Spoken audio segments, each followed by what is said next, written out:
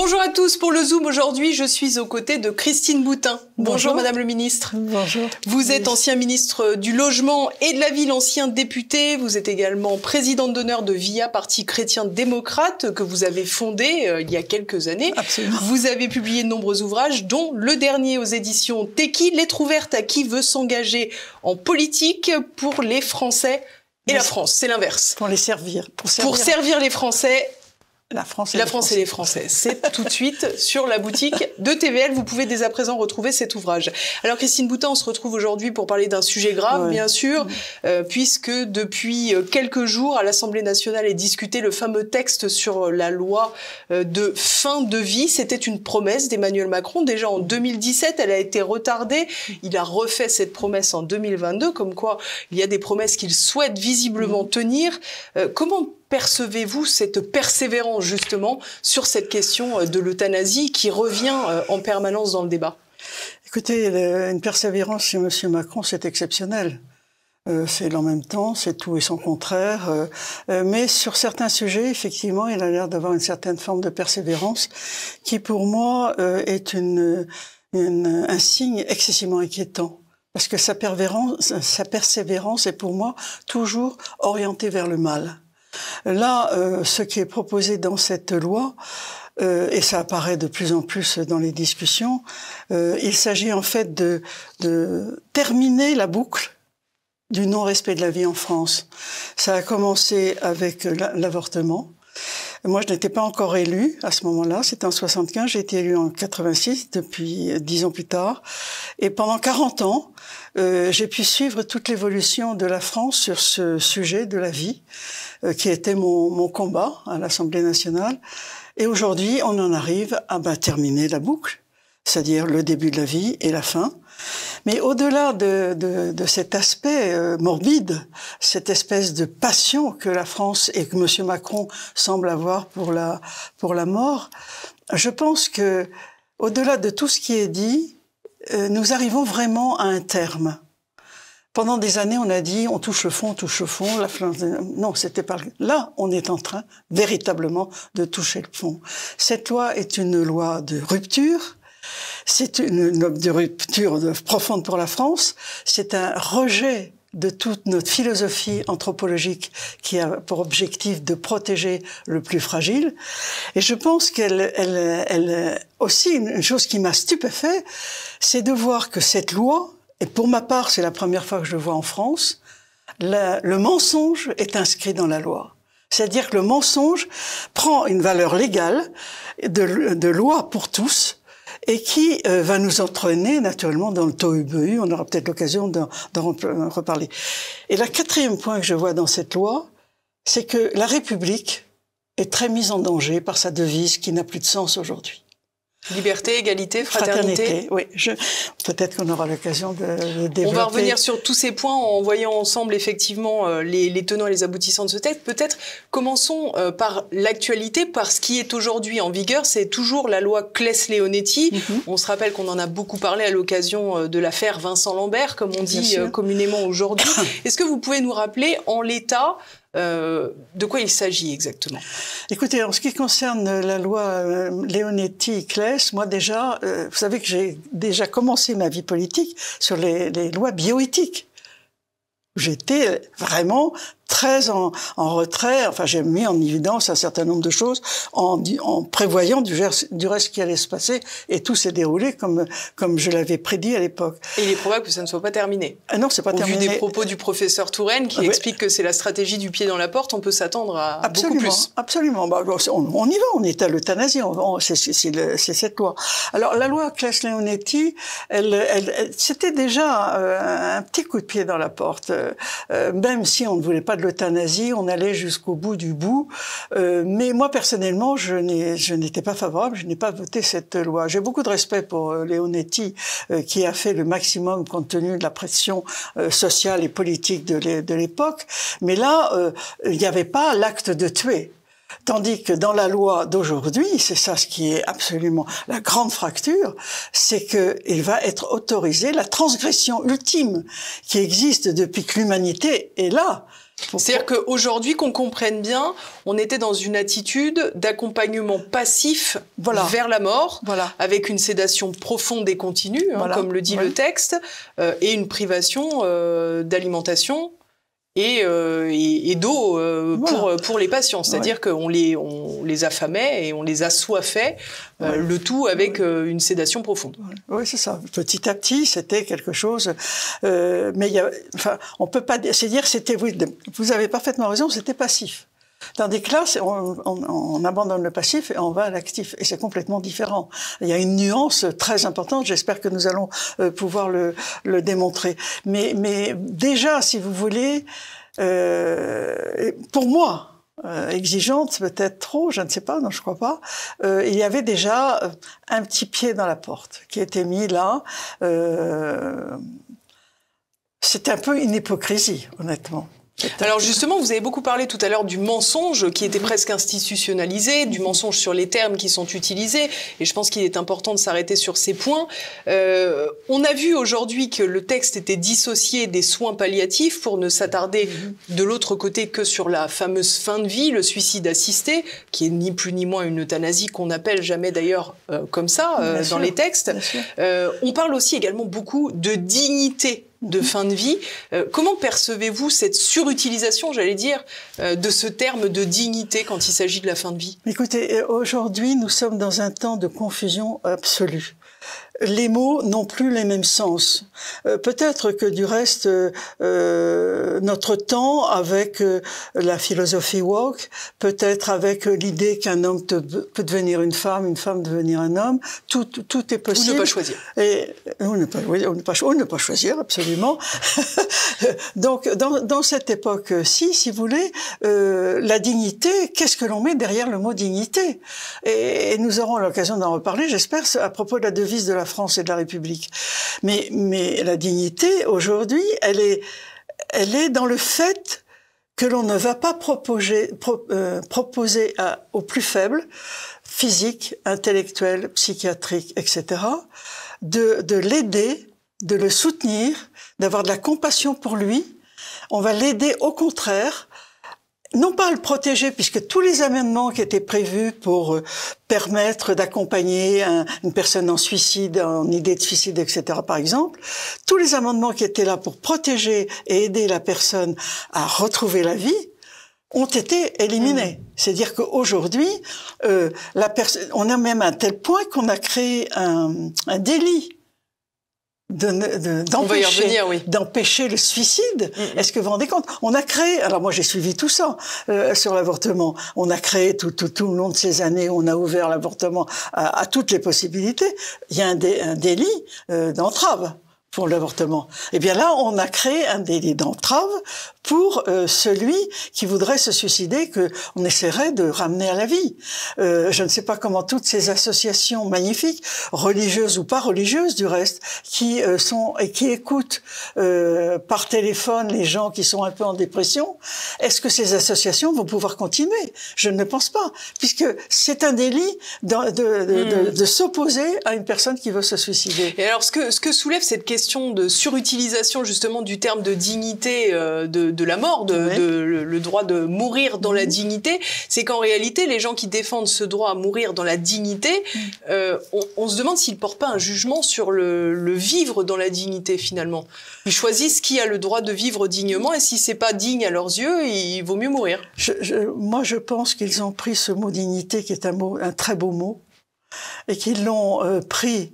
Du reste, celui qui est le responsable de l'ADMD, c'est Monsieur Romero. L'association d'aide à mourir dans la dignité, justement, Jean-Luc Romero. Oui. C'est Monsieur Romero, que j'ai très bien connu, avec lequel j'ai eu des plateaux d'opposition très forts, disait très bien à l'époque, au moment du mariage homosexuel où j'étais opposée, en disant, mais bien sûr que Boutin avait raison, bien sûr qu'elle avait raison, mais nous on n'allait pas le dire, il faut être un peu malin en politique. Alors là, il est malin en politique en utilisant ce magnifique mot de la dignité, dignité qui est agréable à toutes les oreilles. Tout le monde a envie d'être digne. Tout le monde a envie d'être digne, mais ça va pas durer, hein, je vous le dis tout de suite, ça va pas durer. Mais pour l'instant, c'est un mot qui est flatteur, et donc ça permet de faire accepter ce qui est inacceptable. Et malheureusement, beaucoup de nos compatriotes qui ont beaucoup de difficultés en ce moment et beaucoup de problèmes, beaucoup d'interrogations, n'ont pas pris conscience de la gravité du texte qu'on est en train de passer à l'Assemblée nationale française. Car je vous le rappelle, c'est le texte le plus large qui a le moins de frontières, de garde-fous du monde. Et dans tous les pays qui ont commencé, comme le dit Monsieur Touraine, par faire une ouverture dans la porte et qui depuis ont tous, s'y manifestent, ont fait tomber les garde-fous, eh bien, ça ne nous empêche pas, nous, de dire maintenant on n'a même pas besoin des garde-fous, parce que l'époque de Touraine où il fait sa vidéo d'il y a 2 ans en disant on va commencer, on va faire petit, puis mais c'est plus du tout ça. Là aujourd'hui, tous les garde-fous sont tombés. C'est la loi la plus excessive qui puisse exister au monde. Donc vous pouvez imaginer que si on part de l'absolu de la mort, nous allons vers la barbarie. Moi je vous dis, on va vers la barbarie. Quand on donne l'autorisation de tuer, je vous le rappelle, qui est la plus grande des transgressions, et c'est ce qui est donné. Du reste, le métier de soignant, le métier de médecin n'a plus de sens, puisque leur objectif, ce n'est pas d'accompagner et de soigner. L'objectif, c'est d'abord ne pas nuire. Absolument, et d'éliminer tous ceux qui coûtent trop cher pour la société. C'est-à-dire les malades, les handicapés, les troubles, ceux qui ont des troubles psychologiques. Alors vous donnez du crédit, vous, justement, à ces gens qui nous disent que on veut l'euthanasie pour faire des économies? Ah ben bien sûr. Ah mais j'en suis absolument convaincu. J'en suis absolument convaincu. Oui, oui. Du reste, je pense que ça passera. Mais aujourd'hui, nous sommes dans une société qui n'a que pour guide que l'économie et l'argent. Le grand moteur aujourd'hui, c'est le fric. Hein. Mais sur le plan anthropologique, on constate quand même que de fil en aiguille, la mort n'a plus sa place dans notre société. Auparavant, nos anciens naissaient d'ailleurs chez eux et pouvaient même mourir chez eux. Leur famille venait les veiller pendant plusieurs jours. Aujourd'hui, globalement, les morts sont aseptisés, les proches sont souvent privés d'une présence. Oui, mais ça, c'est le résultat de mon époque, de ma génération. Bien sûr, mais est-ce que précisément cette réponse par la loi ne va pas dans le sens de ce qu'attend la population, c'est-à-dire ne plus rien voir, ne plus savoir ce qu'est la mort, sinon d'appuyer sur un bouton. Bien sûr, parce que nous avons construit, ma génération, et je le regrette profondément, même si j'ai toujours été en grande opposition avec ces tendances, cette génération a tout eu, c'est une génération gâtée, et qui n'a pas voulu voir la souffrance. La souffrance est quelque chose d'impossible. Le diable n'existe pas. On voit pas le mal, on cache le mal. Enfin, c'est la première génération qui risque de se faire appuyer sur le bouton. Oui, les pauvres, ils n'y sont pour rien. Enfin, je veux dire, enfin, si, ma génération un peu plus, puisque les vieux sont dans le coup aussi. Mais si vous voulez, on va être confronté au réel. Là, aujourd'hui, c'est encore une esquive par rapport au réel. On n'a pas voulu voir la mort pendant 40 ans. Maintenant, on nous la propose dans la loi. Certains, philosophiquement, estiment que c'est nécessaire. Les Français qui ont perdu, qui n'ont plus le temps, plus d'économie, qui tirent le diable par la queue, etc., essaient d'élever leurs enfants. C'est très difficile, l'éducation n'est plus transmise, la famille n'a plus d'existence. Ils ne voient pas la gravité des choses. Et dans la continuité, ils se rendent compte, après tout, c'est bien, moi je pourrais choisir ma mort. Mais en général, on dit ça quand on est en bonne santé. Mais quand on est malade ou quand on commence à devenir vieux, on se dit, moi je vais essayer de vivre le plus longtemps possible. Parce que rien n'est plus beau que la vie. On pourrait aussi considérer qu'il y a une portée sociale, familiale à la mort. Il y a la personne qui décède, mais toute sa famille qui est en deuil, qui l'accompagne, qui d'ailleurs se réunit, qui parfois le fait avec une certaine festivité, avec une façon de rendre hommage propre à chaque famille.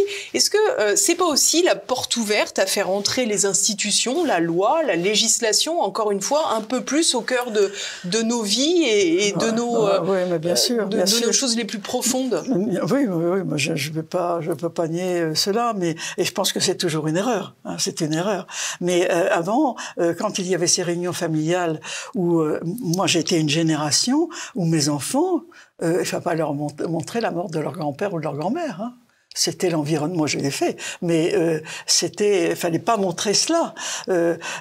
Mais aujourd'hui, effectivement, c'est l'État, c'est le pouvoir qui se traduit en institution et en loi, qui s'installe dans la vie de chacun. Quand on veut mettre un enfant à l'école à 2 ans, on le retire de sa famille. Vous voyez bien, c'est toujours la même chose. C'est une question de pouvoir et de possession. Dans cette affaire-là, les Français ne se rendent pas encore compte, mais le débat, il y a encore une quinzaine de mois avant qu'on soit au vote vraiment final, et je pense qu'on a le temps de se réveiller et de prendre conscience de la gravité des choses.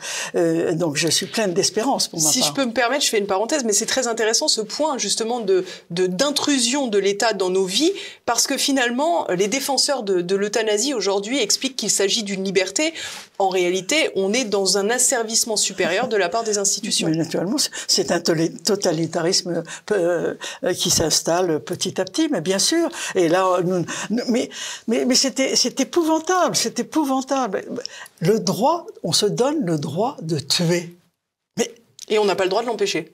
Non, mais non, on n'a pas le droit de l'empêcher. Alors, vous l'expliquiez tout à l'heure, justement, ce fameux délit d'entrave, il est puni d'1 an d'emprisonnement, 15 000 € d'amende, est considéré comme délit d'entrave, tout fait d'empêcher ou de tenter d'empêcher, de pratiquer ou de s'informer sur l'aide à mourir par tout moyen, dans un but dissuasif. Donc, c'est très clair, il s'agit de ne pas parler de l'euthanasie si c'est pas pour en dire du bien, quoi. Bien sûr, bien sûr. Il ne faut que favoriser le droit de tuer.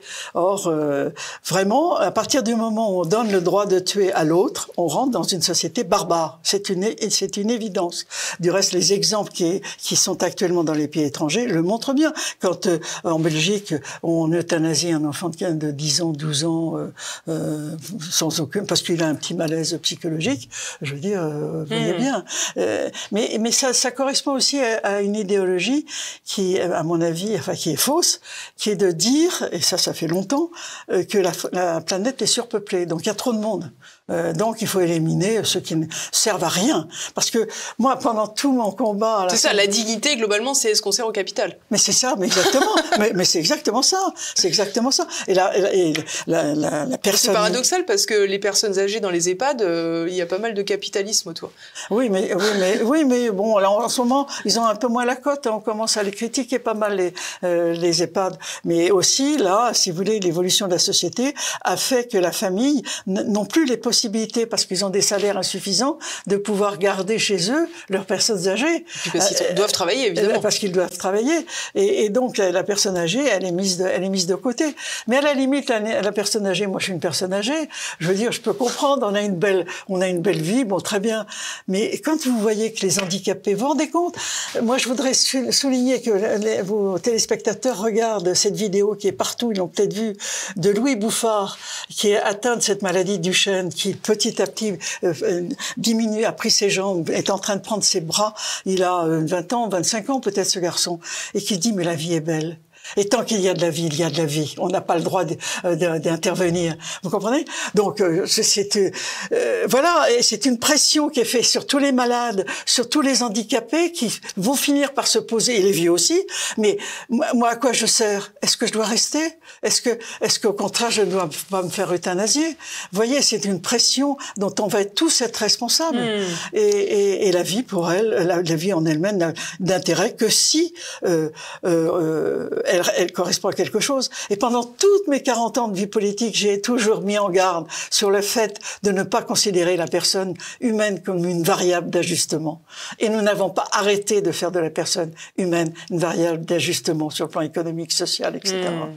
Alors, ce qui est amusant, si je puis dire, puisque je suis cynique, c'est que on a vu que le délit d'entrave serait puni. En revanche, l'incitation à l'euthanasie... Ah, pas du tout. Ne sera pas puni. Non, mais bien sûr. Il y a eu un amendement, il a été rejeté. Oui, il a été rejeté, mais bien sûr. Donc, oui, mais tout ça va dans le même sens. Mais c'est pour ça, je voudrais quand même vous parler du mensonge. Dans un amendement, franchement, je voudrais de dire... Daniel Simonet, j'imagine que vous alliez parler de celui-ci. Bien sûr. Alors, quand je l'ai découvert, c'est un amendement qui a été voté en commission et qui vient d'être voté à l'Assemblée nationale, enfin qui va être voté à l'Assemblée nationale. Je dis à vos téléspectateurs, je le dis lentement, est réputé décédé de mort naturelle la personne dont la mort résulte d'une aide à mourir. Ça veut donc bien dire qu'il y a une personne extérieure, une aide extérieure, qui a provoqué la mort. Donc elle n'est pas naturelle. Donc c'est un mensonge. Quand bien même ce serait pas une aide extérieure, mais même un suicide, on mettrait pas que c'est une mort naturelle. Mais bien sûr. Donc là, on est en train de fausser le sens des mots et d'installer le mensonge dans la loi. À ma connaissance, c'est la première fois en France qu'on le fait. Donc, alors, je ne dis pas que le mensonge n'existe pas, parce que malheureusement, il est très répandu dans nos relations sociales, malheureusement. Mais nous sommes un pays de droit écrit. Eh bien, ce n'était pas écrit dans la loi. Maintenant, c'est écrit dans la loi. Ça veut dire que ça va être notre règle du jeu, non seulement pour la vie et la mort, mais pour notre relation permanente de tous les jours. Vous allez chez votre boulanger, vous avez oublié de prendre votre porte-monnaie, vous lui dites, monsieur, je vous paierai demain quand je reprends ma baguette. Le monsieur vous dira, mais non, écoutez, moi j'ai plus confiance maintenant. Non, j'ai plus confiance avec le mensonge. Non. Donc, c'est la fin de la confiance. C'est la fin de la confiance dans ce pays. Alors, est-ce que vous rendez compte... confiance entre les êtres humains, bien sûr, parce que si on met en relief ce que vous venez de nous indiquer et le précédent, à savoir l'incitation à l'euthanasie, concrètement, une application simple, la grand-mère a une très grande maison qu'on convoite, elle est sur son lit d'hôpital, mais pas en fin de vie. Elle dit quand même, mamie, ce serait tellement plus pratique si on appuyait sur le bouton. Et en plus, ce serait une mort naturelle. Oui, ça serait une mort naturelle. Et puis, tu sais, nous, on est très malheureux. On a besoin d'argent, ce qui est vrai. Non, mais c'est vrai. Mais regarde, ça serait la franchise extrême. Mais non, mais la grand-mère, elle le sait que ses petits-enfants, ils sont dans la difficulté. Déjà, elle les aide beaucoup, la grand-mère. Donc, si vous voulez, humainement, on est même conduit à ça. Et du reste, dans cet amendement, ce qui justifie cet amendement qui travestit la mort naturelle, c'est une raison d'héritage, de pouvoir hériter de l'assurance vie du grand-père, des pépés et mémés. Pour pouvoir bénéficier, hériter de cet héritage, il faut que ça soit une mort naturelle. Donc on décide que l'euthanasie c'est la mort naturelle. Voilà. Donc c'est une confusion dans les mots. C'est une confusion, c'est un mensonge absolument épouvantable. Enfin moi je l'ai vraiment, ça m'a fait sortir de mes gonds parce que ça va même au-delà du problème de la vie, de la manipulation de la vie et de la mort. Parce que c'est toute notre vie sociale qui va avoir comme règle du jeu le mensonge. Là, on va vers le tohu-bohu. Ça, pour moi, c'est une certitude. Parlons peut-être un peu de politique, Christine Boutin, puisque, comme je l'ai dit, ce texte est en ce moment observé à l'Assemblée nationale jusqu'au 27. Comment regardez-vous les débats qui se tiennent? Comment regardez-vous ces votes, ces amendements qui ont été rejetés, ce droit également qui a été validé pour les handicapés mentaux de recourir au suicide assisté sur des bases, ma foi, très discutables en termes de consentement éclairé. Comment voyez-vous cela, que ces débats, comment se tiennent-ils selon vous? Je veux déjà remercier et féliciter tous les députés, quels qu'ils soient, qui ont voté contre tous ces amendements. Parce qu'il faut du courage. Pour l'avoir vécu, je sais la pression qu'il peut y avoir, à la fois dans l'environnement, dans le milieu politique, dans l'hémicycle. Donc, je tiens à les saluer et à leur dire qu'il y a beaucoup de Français qui les écoutent, que tous ne sont pas encore bien éclairés, mais nous avons encore le temps et qu'on compte sur eux. Et que, pour moi, ce sont des hommes et des femmes qui m'inspirent le respect profond. Et je leur dis surtout, tenez bon. Vous êtes l'honneur de la France. Vous êtes l'honneur de la France. Surtout, faites en sorte d'avoir confiance dans les Français. Ils vont se réveiller, et j'en suis convaincue. Du reste, moi, je vois quand même une évolution petit à petit chez le Français qu'on rencontre. Bon, j'aurais des anecdotes à vous raconter, mais je vais pas aller plus loin. Donc, bravo, merci, respect pour tous les parlementaires. Ils sont pas très nombreux, mais c'est un peu normal. C'est la règle du jeu. Je ne veux pas le répéter, mais à chaque loi, chaque groupe a son spécialiste qui est présent dans l'hémicycle. Pour les lois de société, ils sont plutôt plus nombreux que dans les autres textes, vous comprenez. Donc, bien sûr, ils sont pas suffisamment nombreux, mais ils sont là. Et comment expliquez-vous qu'il n'y ait pas de discipline de parti non, mais alors là, mais il n'y a pas de discipline de parti. Il n'y a pas de discipline de parti. En France, le mandat impératif n'existe pas. Quand on suit son groupe, C'est parce qu'on n'a pas été spécialiste de la loi sur la TVA qui était en discussion et qu'on fait confiance aux spécialistes de TVA et on suit son groupe. Mais aucun parti, aucun groupe en France, c'est la liberté pour chaque député. À chaque fois que je vote comme le gars sur la TVA, c'est parce que je lui fais confiance et que lui sait la TVA et donc j'ai pas le temps qui m'occupe de la bioéthique et de la vie. Je m'occupe de la vie. Mais ça pourrait être comme ça. Ça pourrait être comme ça pour ces textes. Mais le seul problème, c'est que sur aussi bien dans les rangs de la droite parlementaire, du Rassemblement national, il n'y a pas de consigne de vote. Bien sûr. Chacun fait comme il veut. Mais c'est un abus de pouvoir. Je suis désolée quand j'entends un patron de parti qui dit je laisse la liberté de vote. Excusez-moi, ce n'est que sur les sujets de société qu'ils le disent. Ce n'est que sur les sujets de société. Je l'ai vu pendant 40 ans. C'est quoi, c'est de la lâcheté? C'est de la facilité. On a l'impression d'être généreux. Mais quand un député vote pour la TVA dont je parlais, c'est lui qui aliène sa liberté pour suivre la TVA. Moi, il m'est arrivé très souvent de ne pas voter comme mon groupe sur un sujet que je ne connaissais pas, mais sur lequel j'avais travaillé et que j'étais pas d'accord avec la position du groupe. Mais le problème, c'est que parfois, il y a effectivement des représailles du groupe ou du parti pour dire t'auras pas l'investiture. Mais ça, c'est la grandeur du parlementaire, de savoir ce qu'il veut. Ou la petitesse. Oui, la petitesse. Est-ce que vous avez encore de l'espoir pour ce texte, de le voir rayé de la carte? Est-ce que vous pouvez tabler sur la censure? Non. Ça a le mérite d'être clair? Non, ça, j'y crois pas du tout. Non, mais je pense que ce texte, de toute façon, j'espère, mais pas de façon béate, que ce texte va connaître des difficultés. Je ne sais pas lesquelles, mais il y en aura. Il y a eu la dissolution qui est absolument inexplicable sur le plan politique, sur le plan de la raison, et qui a permis d'avoir 1 an de plus pour réfléchir sur ce texte. Donc ça a déjà fait évoluer un petit peu certaines personnes qui ont pu en prendre un peu plus conscience. Là, on a encore 15-16 mois. Donc on va continuer. Et puis, moi, vous savez, je suis une catholique fervente et je pense que l'intervention divine est toujours possible. Et je voudrais vous dire quand même quelque chose sur ma devise. Liberté, égalité, fraternité. Voilà. Parce que cette loi, non seulement elle est en train de tuer tout le monde, tous ceux qui ne comptent pour du beurre, mais en plus elle va tuer la République. Et je ne comprends pas que les républicains laïcards soutiennent cette loi. Parce qu'il n'y a plus de fraternité dans cette loi. On a vu tous les fragiles. Ça dépend laquelle. Ah bah laquelle humainement, il n'y a plus de fraternité, puisque on va tuer les gens qui sont les plus fragiles et qui servent à rien. Il n'y a plus de solidarité, il n'y a plus de compassion, il n'y a plus ça. L'égalité, elle n'existe déjà plus, parce que l'égalité, par exemple simplement aux soins, mais dans bien d'autres domaines, l'égalité entre les Français n'existe plus. Il n'y a que les riches qui éventuellement peuvent encore avoir des soins à peu près corrects. C'est pas garanti 100%. Et ce n'est pas garanti 100%, donc l'égalité n'existe plus. Donc il ne reste plus que la liberté, mais la liberté, c'est pas la peine dans cette loi. Ils seront tous morts, ceux qui servent à rien. Donc, liberté, égalité, fraternité n'existe plus. Vous savez quand est-ce qu'a été décidée cette devise des Français? Je joue franc jeu, vous me l'avez déjà dit, mais je ne savais pas.